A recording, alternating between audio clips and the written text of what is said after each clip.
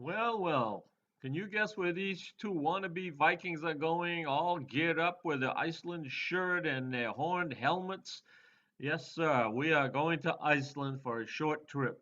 It should be a fun time from what I've read about, and Helen's been wanting to go there for a long time, so I figured we had nothing to lose, so we're off, and we're hoping for the best.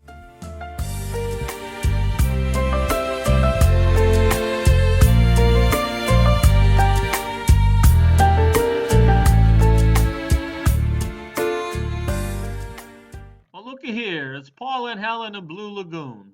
Blue Lagoon in Iceland. We had just landed a few hours ago. Now here we are bathing in the warm waters of a thermo-heated pool. As we walked around, the steam rising all around us, mud packs, and the mud packs didn't do too much for us.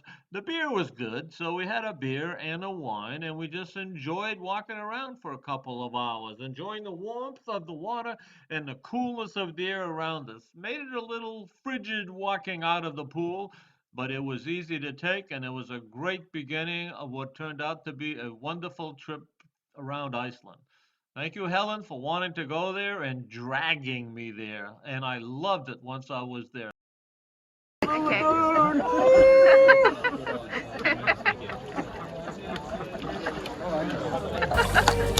Thank you.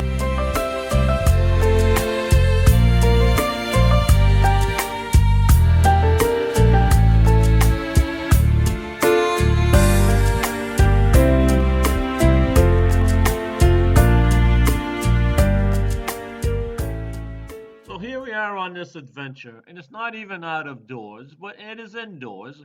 It takes place in sort of a movie studio with seats that kind of move but don't move much, but you feel the sensation that you're really moving.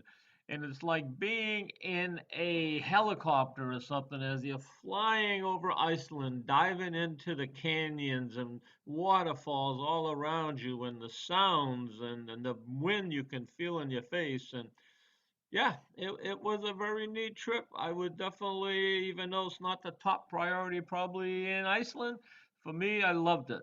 And I can't wait to go to our next adventure, which is the geysers and the waterfalls for real. But this one here was a very good take on what we could expect coming up, and it was a great time.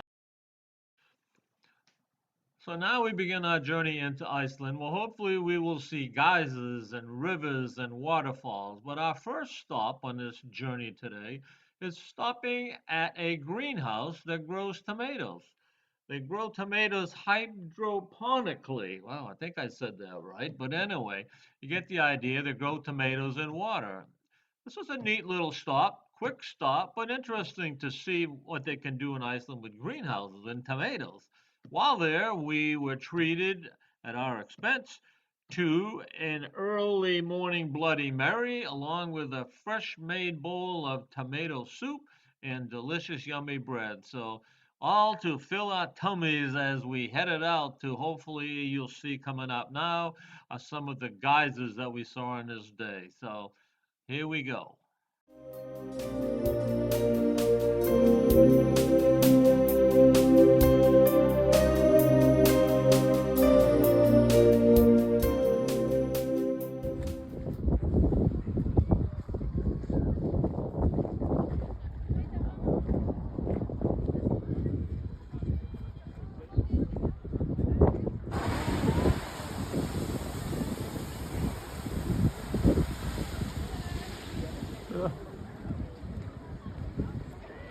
It's pretty cool, huh? Let's see.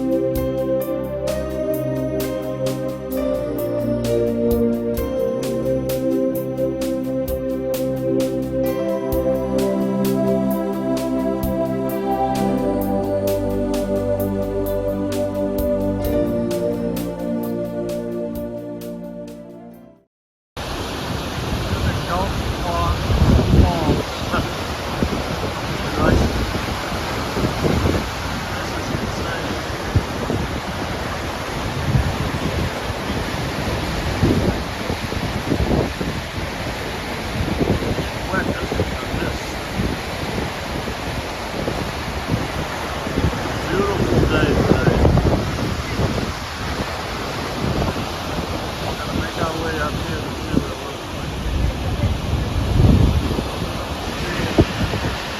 Getting under that water. Crazy dude.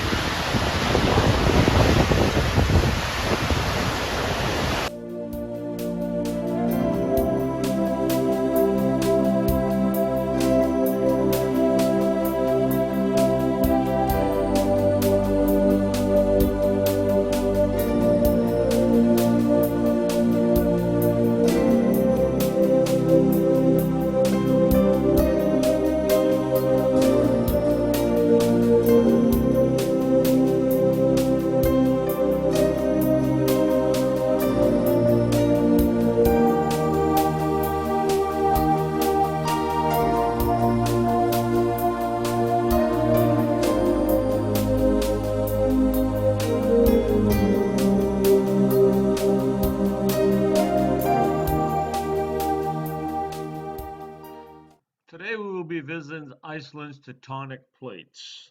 The tectonic plates were turbulent interactions formed Iceland. They are the Eurasian tectonic plate and the North American tectonic plate. Spanning the mid-Atlantic ridge, Iceland emerged as a result of the divergence, spreading boundaries between these two plates. Thus we have Iceland.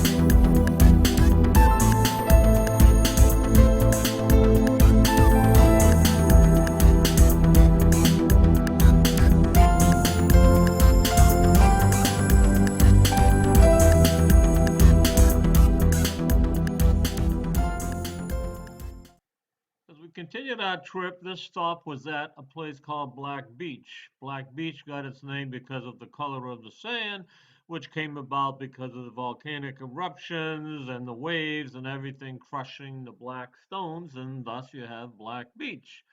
It's also known for what they call sneaker waves. I guess this area is susceptible to waves that can just come out of nowhere. And so as you'll see, the sign actually says to be careful. And the tour guide even told us not to turn our backs on the ocean. So we never saw this happen, luckily, thankfully, but the caution was there. So it was a neat stop. Helen and I both enjoyed seeing the Black Beach as well as all the caves along the way. It was, again, another nice stop.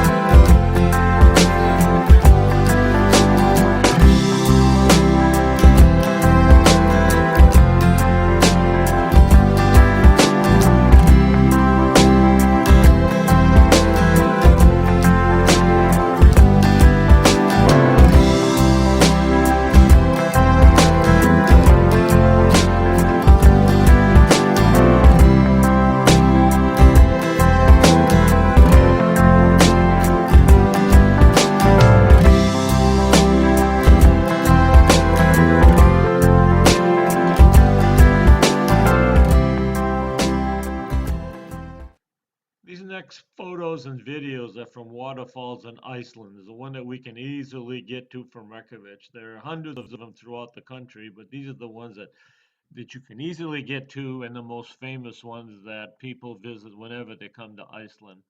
Uh, Very interesting, over 200 feet high, some of them, and one of them we could walk behind, which we did. So here goes. Hopefully it works out well.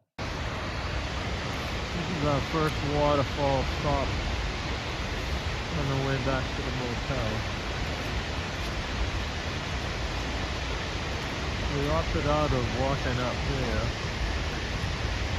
I don't think we could see much more.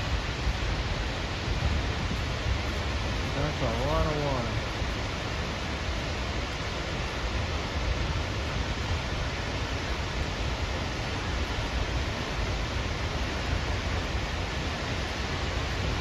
Closer.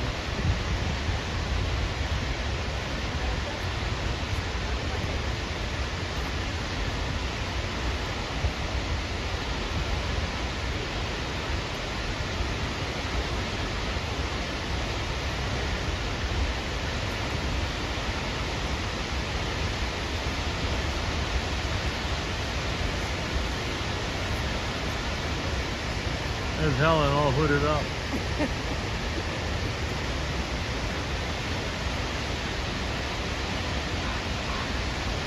This was our second waterfall that we stopped at. I believe it's pronounced Skogafoss. It's 200 feet high, and this is the one where people can walk behind.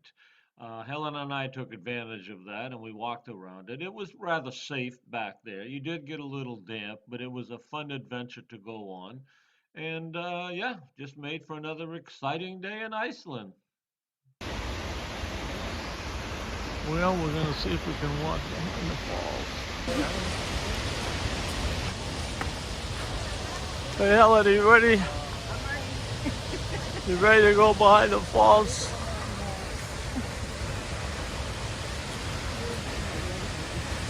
Oh well, here we go. We're behind now. And over here, the fella's heading down. I'm going to join him in a minute.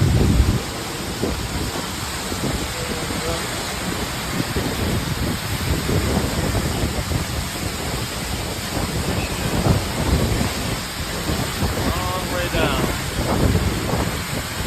It's been a great trip to Iceland. September of 2022. This is us coming out from walking behind the falls, another perspective of the waterfall from a different angle. So we made it out and it was fun. So all's well that ends well.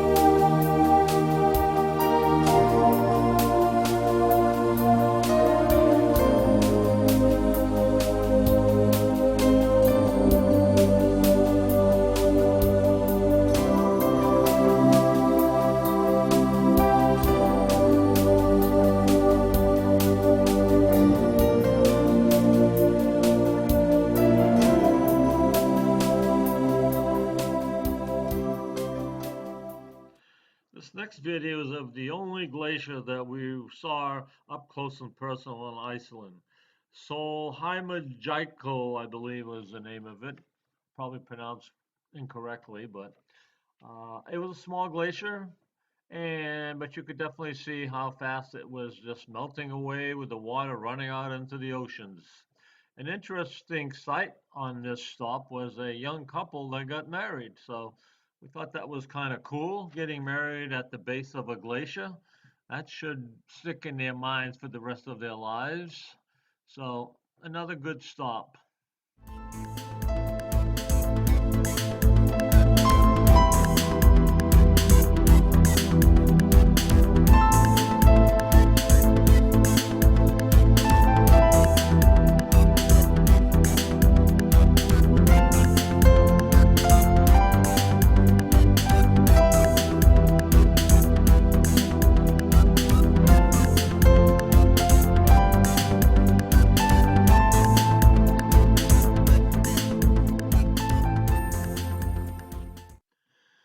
So finally nearing the end of this video that I made of our trip to Iceland was the stop we made to the Perlin Museum, a relatively new place in Reykjavik, but very well done, very interesting in there. There was exhibitions from how Iceland was formed and all of its inhabitants over the years. There was an exposition about earthquakes and volcanoes and glaciers and aurora boreas, which, by the way, we did not see one. It wasn't for lack of trying. We went out two times in the middle of the night, cold, frigid night, on a bus out in the wilderness, but there was no Ouroboros to be had. So I guess we'll just have to go back. But other than that, in there, there was also ice caves. The ice caves were made up of 350 tons of snow from the Icelandic mountains. It was pretty wild. You'll see the pictures that Helen and I sitting on ice chairs, and then as we're going in, you can see the entrance is a big cave. It was pretty wild, very interesting. And then downtown, some of the things we saw, the Lutheran Church, probably one of the most visited place in Iceland. It is pretty extraordinary.